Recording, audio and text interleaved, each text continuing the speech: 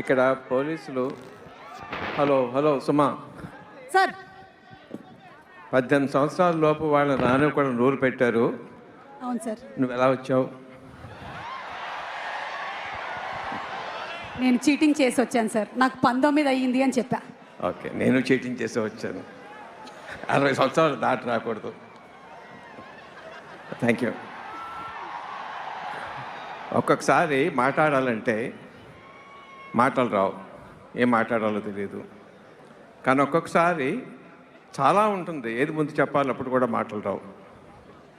కానీ ఒక్కొక్కసారి